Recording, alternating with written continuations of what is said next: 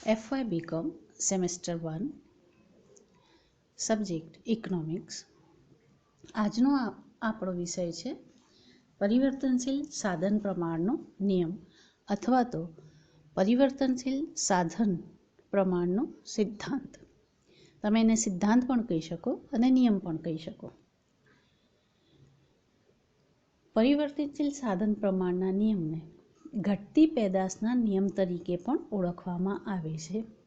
આ નિયમમાં કોઈ એક જ સાધન જેમ કે શ્રમ પરિવર્તનશીલ હોય ત્યારે અસ્થિર સાધન શ્રમનું પ્રમાણ અને ઉત્પાદનનું પ્રમાણ એ બંને વચ્ચેના વિધેયાત્મક સંબંધનું વર્ણન કરવામાં આવે છે। આ નિયમને પરિવર્તનશીલ સાધન પ્રમાણના નિયમ તરીકે પણ ઓળખવામાં આવે છે કારણ કે અન્ય સાધનોનું પ્રમાણ સ્થિર હોય અને માત્ર શ્રમના પ્રમાણમાં વધારો કે ઘટાડો કરવામાં આવે તો શ્રમ અને અન્ય સાધનો વચ્ચેનું સાપેક્ષ પ્રમાણ બદલાય છે। આ નિયમને ઘટતી પેદાશના નિયમ તરીકે પણ ઓળખવામાં આવે છે કારણ કે શ્રમનું પ્રમાણ જો સતત વધારવામાં આવે તો અમુક બિંદુ પછી શ્રમની સીમાંત ઉત્પાદકતા એટલે કે સીમાંત ભૌતિક ઉત્પાદન ઘટતું હોય છે। તેની રજૂઆત પરિવર્તનશીલ સાધન પ્રમાણના નિયમની રજૂઆત માર્શલ નામના અર્થશાસ્ત્રીએ ખેતી ક્ષેત્રને અનુલક્ષીને આપી છે। તેમના મત અનુસાર ઉત્પાદન પદ્ધતિ સ્થિર હોય તો કોઈ એક ખેતર પર શ્રમ અને મૂડીના એકમો જેમ વધુ ઉપયોગમાં લેવામાં આવે તેમ વધારાનું ઉત્પાદન ધીરે ધીરે ઓછું થતું જાય છે। અહીં જમીનને સ્થિર સાધન તરીકે અને મૂડી તથા શ્રમને અસ્થિર સાધન તરીકે લેવામાં આવી છે। બીજા એક અર્થશાસ્ત્રી જેમનું નામ છે સેમ્યુએલસન, એમણે પણ આ નિયમની રજૂઆત કરી છે। એમના મત અનુસાર ટેકનોલોજી સ્થિર હોય ત્યારે સ્થિર સાધનોના સંદર્ભમાં અસ્થિર સાધનોના એકમો જેમ વધારવામાં આવે છે તેમ ઉત્પાદન વધે છે, પરંતુ અમુક બિંદુ પછી વધારાનું ઉત્પાદન ઘટવા માંડે છે અથવા તો ઘટતો જતો જોવા મળે છે। એના સિવાય બાલ્ડવિન નામના અર્થશાસ્ત્રીએ પણ પરિવર્તનશીલ સાધન પ્રમાણના નિયમની રજૂઆત કરી છે। બાલ્ડવિનના મત અનુસાર કોઈ એક સાધનનું પ્રમાણ સતત વધારવામાં આવે તો અમુક બિંદુ પછી તેની સીમાંત ભૌતિક ઉત્પાદકતા ચોક્કસપણે ઘટે છે। તેને પરિવર્તનશીલ સાધન પ્રમાણના નિયમ તરીકે ઓળખી શકાય છે।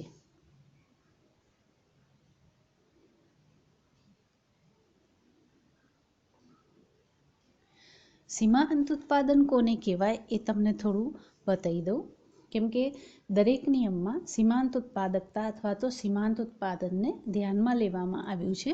તો સીમાંત ઉત્પાદન એટલે પરિવર્તનશીલ સાધનના વધારાના એકમના ઉપયોગને પરિણામે કુલ ઉત્પાદનમાં જે વધારો થાય છે તે, જ્યારે સરેરાશ ઉત્પાદન સાધનનું એકમ દીઠ ઉત્પાદન દર્શાવે છે અને તે કુલ ઉત્પાદનને પરિવર્તનશીલ સાધનના કુલ એકમોથી ભાગીને મેળવવામાં આવે છે। હવે આ નિયમની રજૂઆત અનુસૂચિ અને આકૃતિ દ્વારા કરી શકાય છે અથવા તો અનુસૂચિ અને આકૃતિ દ્વારા કરવામાં આવે છે। સૌપ્રથમ હું તમને અનુસૂચિ બોલીને બતાવીશ, જે તમને ના ખબર પડે તો લખી શકો છો અને એના પછી એની હું સમજૂતી આપીશ તો તમને કદાચ સરળતાથી ખ્યાલ આવશે। અહીં કોષ્ટકમાં અથવા તો ટેબલમાં આપણે 4 કોલમ છે। પ્રથમ કોલમનું નામ છે શ્રમના એકમો, બીજી કોલમનું નામ છે કુલ ઉત્પાદન અને એકમોમાં એને દર્શાવવામાં આવશે, ત્રીજી છે સીમાંત ઉત્પાદનના એકમો તમે કહી શકો અથવા સીમાંત ઉત્પાદન લખી શકો, ચોથું છે સરેરાશ ઉત્પાદન। હવે અહીંયા પ્રથમ જે શ્રમના એકમો છે એમાં 1, 2, 3, 4, 5, 6, 7, 8, 9 અને 10 સુધી લખવાના, કારણ કે આપણે 10 શ્રમિકોનો ઉપયોગ કરીશું. એ અનુસાર કુલ ઉત્પાદનમાં શું ફેરફાર થાય છે, સીમાંત ઉત્પાદનમાં શું ફેરફાર થાય છે અને સરેરાશ ઉત્પાદનમાં કેવા ફેરફાર થાય છે એ અહીંયા દર્શાવવામાં આવ્યું છે. સૌપ્રથમ જ્યારે તમે પહેલું એકમ લો છો શ્રમનું, ત્યારે કુલ ઉત્પાદન 80 છે, સીમાંત ઉત્પાદન પણ 80 છે અને સરેરાશ ઉત્પાદન 80 છે. જ્યારે શ્રમનો બીજો એકમ છે ત્યારે કુલ ઉત્પાદન 170, સીમાંત ઉત્પાદન 90 અને સરેરાશ ઉત્પાદન 85 છે.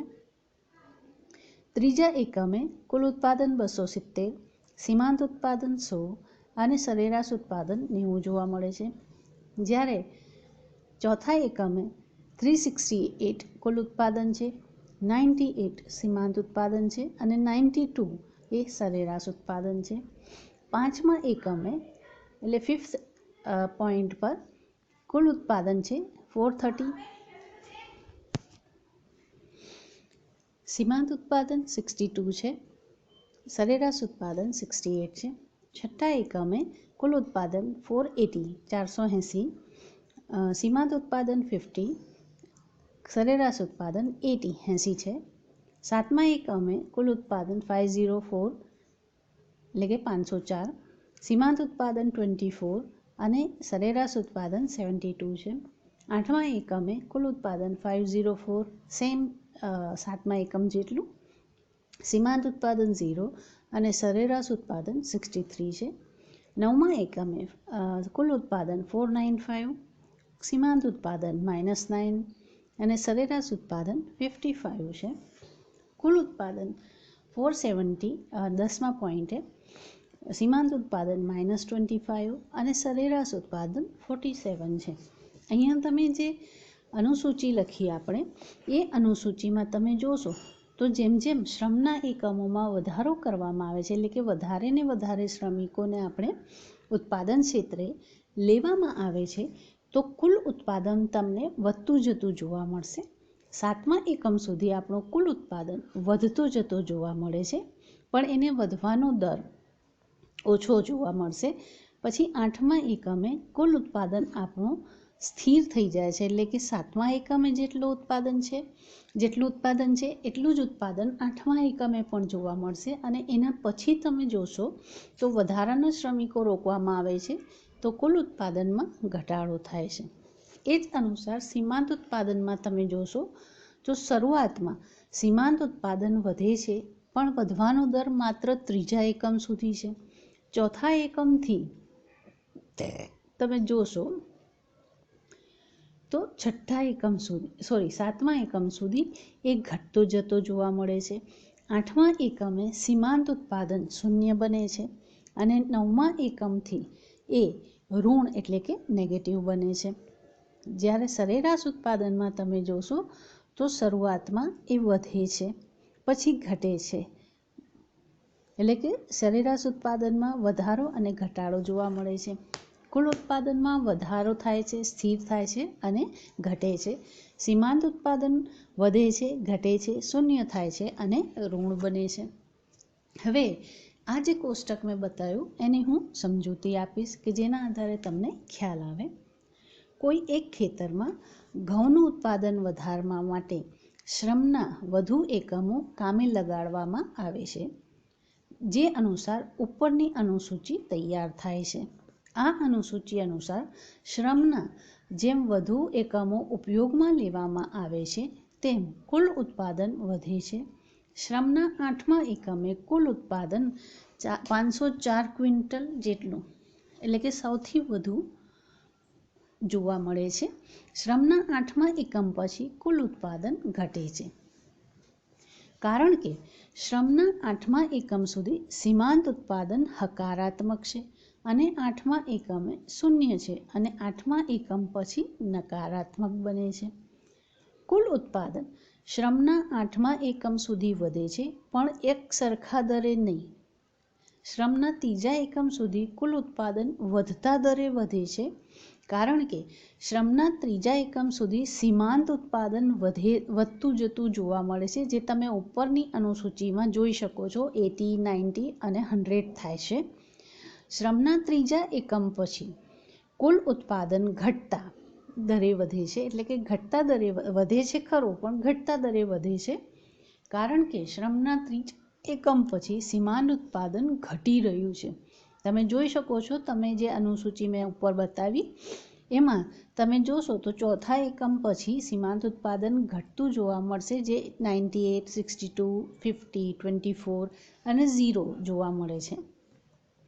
સરેરાશ ઉત્પાદન શ્રમના ચોથા એકમ સુધી વધે છે. જે આપણે સરેરાશ ઉત્પાદન છેલ્લી કોલમમાં દર્શાવ્યું એ ચોથા એકમ સુધી વધે છે અને પછી તે સતત ઘટતું જાય છે.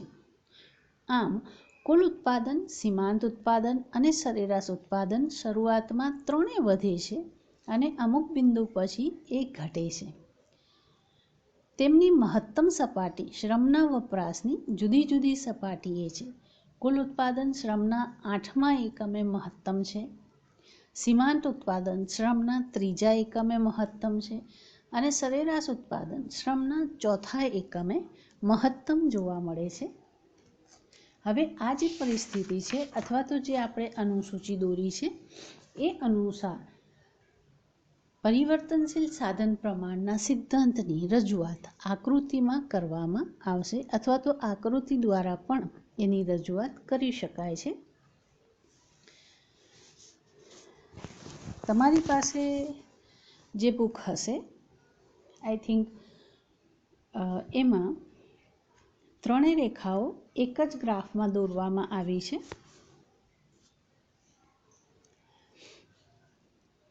આપણે એક્સ અક્ષ પર શ્રમ અને વાય અક્ષ પર ઉત્પાદન લઈશું.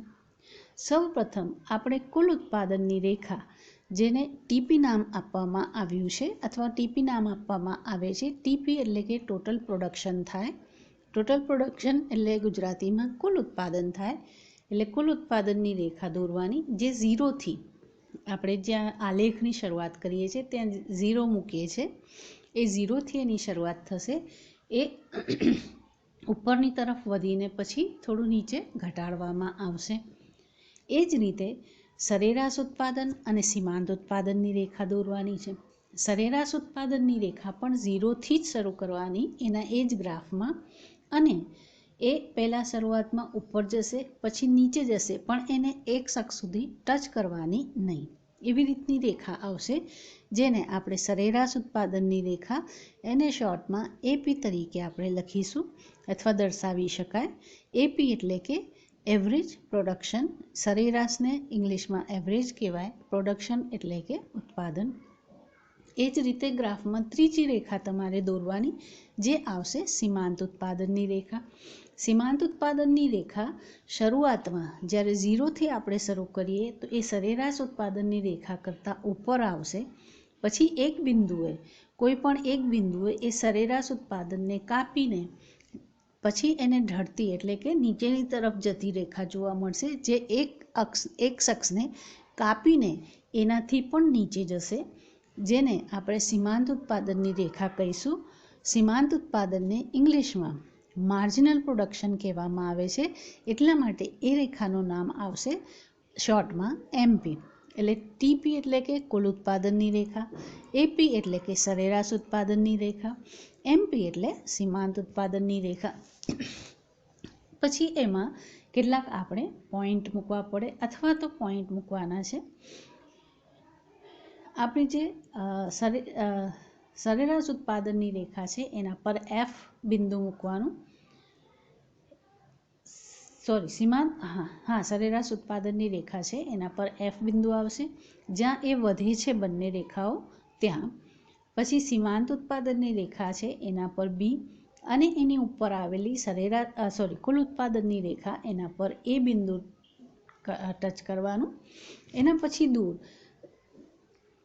જ્યાં સરેરાશ ઉત્પાદન અને સીમાંત ઉત્પાદનની રેખા એકબીજાને છેદે છે ત્યાં ઈ બિંદુ મૂકવાનું, ઈ લખવાનું અથવા તો ઈ બિંદુ છે. પછી જ્યાં સીમાંત ઉત્પાદનની રેખા એક્સ અક્ષને છેદે છે ત્યાં એક બિંદુ મૂકવાનું ડી અને એનાથી ઉપર લઈને કુલ ઉત્પાદનની રેખા પર એક બિંદુ આવશે જેને આપણે સી નામ આપીશું. હવે આ થઈ આકૃતિ.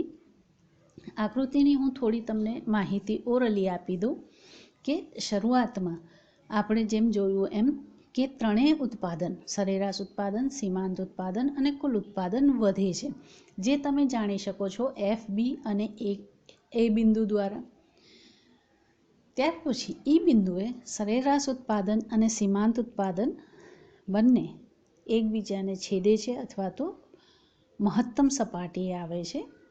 એના પછીની પરિસ્થિતિમાં એટલે કે ઈથી પછીની પરિસ્થિતિમાં સરેરાશ ઉત્પાદન અને સીમાંત ઉત્પાદન બંને ઘટે છે ડી બિંદુ સુધી. ડી બિંદુએ સીમાંત ઉત્પાદન શૂન્ય થાય છે અને કુલ ઉત્પાદન મહત્તમ થાય છે. એના પછી એટલે કે ડી પછી સીમાંત ઉત્પાદન તમને ઋણ થતું જોવા મળશે. હવે આપણે વ્યવસ્થિત રીતે આકૃતિની સમજૂતી આપીએ. એક્સ અક્ષ પર શ્રમના એકમો અને વાય અક્ષ પર કુલ ઉત્પાદન દર્શાવવામાં આવ્યું છે. શ્રમના એકમો ઊભી ધરી પર સીમાંત ઉત્પાદન તેમજ સરેરાશ ઉત્પાદન દર્શાવવામાં આવ્યા છે. ટીપી કુલ ઉત્પાદનની રેખા છે. એમપી અને એપી અનુક્રમે સીમાંત ઉત્પાદન રેખા અને સરેરાશ ઉત્પાદનની રેખા છે. કુલ ઉત્પાદન, સીમાંત ઉત્પાદન અને સરેરાશ ઉત્પાદનોના વલણોને સમજવા માટે આપણે એને 3 તબક્કામાં વિભાજિત કરીશું, જે આપણે પોઈન્ટ પાડ્યા છે. પહેલો એફ, બી અને એ, પછી ઈ અને ડી, એવી રીતે 3 તબક્કા છે. એ તબક્કા અનુસાર થોડી તમને માહિતી આપવામાં આવશે. એ 3 તબક્કાના નામ છે. પહેલો વધતી પેદાશનો તબક્કો, બીજું છે ઘટતી પેદાશનો તબક્કો અને ત્રીજું છે નકારાત્મક પેદાશનો તબક્કો. એમાં સૌથી પહેલાં વધતી પેદાશનો તબક્કો. એની અંદર હું તમને કહું, આ તબક્કો આપણો પ્રથમ તબક્કો છે. એમાં કુલ ઉત્પાદન વધતા દરે વધે છે, એટલે કે ટીપી રેખા ધન ઢાળની છે અને એનો ઢાળ વધતો જાય છે, જે આકૃતિમાં આપણે એ બિંદુ સુધી જોઈ શકીએ છીએ. એનું કારણ એ છે કે સીમાંત ઉત્પાદન પણ વધી રહ્યું છે, એટલે કે આપણી એમપી રેખા પણ ધન ઢાળવાળી છે, જે આકૃતિમાં બી બિંદુ દ્વારા દર્શાવી શકાય છે. એના કારણે આપણું કુલ ઉત્પાદન પણ વધતું જતું જોવા મળે છે. બીજું છે ઘટતી પેદાશનો તબક્કો, જેને આપણે બીજા તબક્કા તરીકે ઓળખીશું, અથવા તો આ બીજો તબક્કો છે. તેમાં કુલ ઉત્પાદન ઘટતા દરે વધે છે, એટલે કે આપણી જે ટીપી રેખા છે એ ધનઢાળની તો છે, પણ એનો ઢાળ થોડો ઘટતો જતો જોવા મળે છે, જે આપણે જોઈ શકીએ છીએ આકૃતિમાં એથી સી બિંદુ વચ્ચેનો જે અંતર છે એ, કારણ કે સીમાંત ઉત્પાદન એમાં ઘટી રહ્યું છે. જે આપણે આકૃતિમાં એમપી રેખા દોરી છે એ તમે જોશો બી બિંદુથી ડી બિંદુની પરિસ્થિતિ જે છે ત્યાં તમે જોઈ શકો છો કે એમપી રેખાનો ઢાળ પણ ઘટે છે. એના કારણે આપણી કુલ ઉત્પાદનની રેખાનો ઢાળ પણ ઘટતો જતો જોવા મળે છે. અને છેલ્લો આપણો એટલે કે ત્રીજો તબક્કો છે આપણો નકારાત્મક પેદાશનો તબક્કો. આ નકારાત્મક પેદાશના તબક્કાને ત્રીજા તબક્કા તરીકે ઓળખવામાં આવે છે. તેમાં કુલ ઉત્પાદન ઘટે છે, એટલે કે સી બિંદુ પછી કુલ ઉત્પાદનની જે રેખા છે ટીપી, એમાં સી બિંદુ પછી ટીપી રેખા ઋણ ઢાળની બને છે, એટલે કે નીચેની તરફ ઢળતી તમને જોવા મળશે. કારણ શું છે? કારણ કે ડી બિંદુએ એમપી રેખા એટલે કે આપણી સીમાંત ઉત્પાદનની રેખા આડી ધરીને છેદીને નીચેની તરફ એટલે કે ડી બિંદુ પછી સીમાંત ઉત્પાદન ઋણ એટલે કે નકારાત્મક બને છે. એના કારણે કુલ ઉત્પાદન પણ ઋણ બનતો જોવા મળશે. આમ એટલે ડી બિંદુ પછી આપણું સીમાંત ઉત્પાદન ઘટે છે, એની અસર આપણા કુલ ઉત્પાદન પર બી પડે છે. શ્રમના ત્રીજા એકમ સુધી પ્રથમ તબક્કો છે. ત્રીજા એકમથી 8મા એકમ સુધી બીજો તબક્કો છે અને 8મા એકમ પછી ત્રીજો તબક્કો છે. બીજા તબક્કામાં બી બિંદુ પછી સીમાંત ઉત્પાદન ઘટે છે, છતાં એફ થી ઈ દરમિયાન સરેરાશ ઉત્પાદન વધે છે. સીમાંત ઉત્પાદન બી બિંદુએ મહત્તમ છે, જ્યારે સરેરાશ ઉત્પાદન ઈ બિંદુએ મહત્તમ છે. ઈ બિંદુ સુધી સીમાંત ઉત્પાદન સરેરાશ ઉત્પાદનથી વધુ છે. એમપી રેખા એપી રેખાની ઉપર છે, આથી સરેરાશ ઉત્પાદન વધે એ સ્વાભાવિક છે.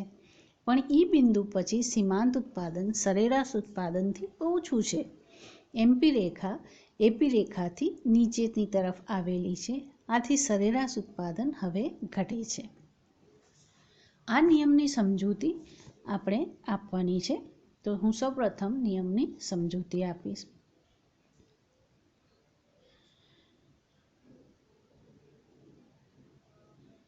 આ નિયમની સમજૂતીમાં સૌપ્રથમ આપણે વધતી પેદાશના આધારે સમજૂતી આપીશું અને પછી ઘટતી પેદાશના નિયમને આધારે એની સમજૂતી આપણે આપીશું.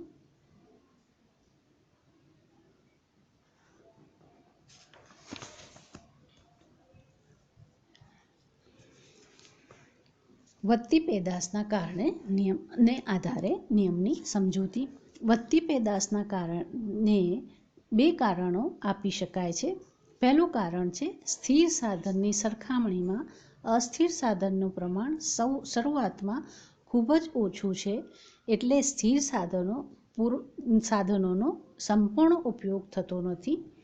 અસ્થિર સાધનનું પ્રમાણ વધે છે તેમ સ્થિર સાધનોનો પૂરો અને સંપૂર્ણ અને અસરકારક ઉપયોગ શક્ય બને છે, જેના કારણે ઉત્પાદન ઝડપથી વધે છે. એનું બીજું કારણ છે અસ્થિર સાધન એટલે કે શ્રમનું પ્રમાણ જેમ વધે છે તેમ વિશિષ્ટીકરણ કે શ્રમ વિભાજનનો વધારે લાભ લઈ શકાય છે. શ્રમિકોને તેમની રુચિ અને શક્તિ મુજબ કામ સોંપી શકાય છે, જેના કારણે વધતી પેદાશ અસર પામે છે. બીજું છે ઘટતી પેદાશ. એમાં ઘટતી પેદાશને પણ બે કારણો અસર કરે છે. એમાં પ્રથમ કારણ છે સ્થિર સાધનની સરખામણીમાં અસ્થિર સાધનનું પ્રમાણ વધારે હોય છે, એટલે કે અસ્થિર સાધનનો પૂરો ઉપયોગ થતો નથી, એટલે આપણે સંપૂર્ણ ઉપયોગ કરી શકતા નથી. બીજું છે સ્થિર સાધન અને અસ્થિર સાધન વચ્ચે સંપૂર્ણ અવેજી શક્ય નથી. એકને બદલે બીજાનો ઉપયોગ સંપૂર્ણ રીતે શક્ય હોય તો સ્થિર સાધન જ્યારે અપૂરતું હોય ત્યારે અસ્થિર સાધન વધારીને તેની અપર્યાપ્તતા નિવારી શકાય. સ્થિર સાધન અને અસ્થિર સાધનનું યોગ્ય સાપેક્ષ પ્રમાણ જાળવી રાખીને ઘટતી પેદાશના તબક્કાને આપણે ટાળી શકીએ, પરંતુ ઘણીવાર એવું શક્ય હોતું નથી, કારણ કે સ્થિર સાધન જે છે એ આપણે બદલી શકતા નથી. નકારાત્મક પેદાશ માટે અસ્થિર સાધનની વિપુલતા કારણભૂત છે. આપણા ત્યાં શ્રમનું પ્રમાણ વધારે છે, એ માટે અસ્થિર સાધનનું પ્રમાણ એટલું વધી જાય છે કે તેના એકમો એકબીજા સાથે અવરોધરૂપ બની જાય છે. ઉપરાંત સ્થિર સાધન પર અસ્થિર સાધનનો બોજ વધી જાય છે, તેથી સ્થિર સાધનની કાર્યક્ષમતા પણ ઘટે છે અને એના કારણે કાર્યક્ષમતામાં ઘટાડો થતો જોવા મળે છે.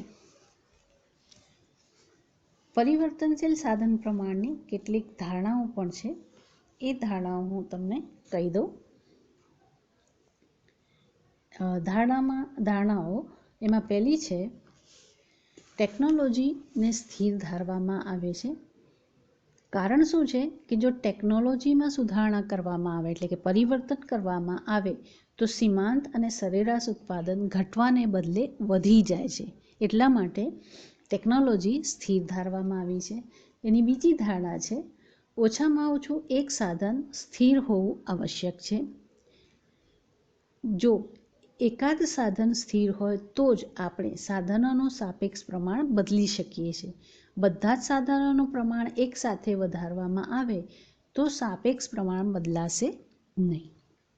એની ત્રીજી ધારણા છે સાધનોનું સાપેક્ષ પ્રમાણ પરિવર્તનશીલ છે, એટલે કે કેટલીક વાર સાપેક્ષ પ્રમાણ બદલવું શક્ય હોતું નથી. દાખલા તરીકે હું તમને એક એક્ઝામ્પલ આપું. એક મોટર કાર અને એક ડ્રાઈવરનું સંયોજન. આ કિસ્સામાં એક સાધનનું પ્રમાણ એટલે કે મોટર કાર સ્થિર રાખીને બીજા સાધનનું પ્રમાણ એટલે કે ડ્રાઈવરને ગમે તેટલો વધારવામાં આવે તો પણ કુલ ઉત્પાદન વધશે નહીં, પરંતુ સ્થિર જ જોવા મળશે અથવા તો યથાવત જ જોવા મળશે. આ આપણો પરિવર્તનશીલ સાધન પ્રમાણનો સિદ્ધાંત અથવા તો પરિવર્તનશીલ સાધન પ્રમાણનો નિયમ છે. અહીંયા આપણો આ પ્રશ્ન પૂરો થાય છે.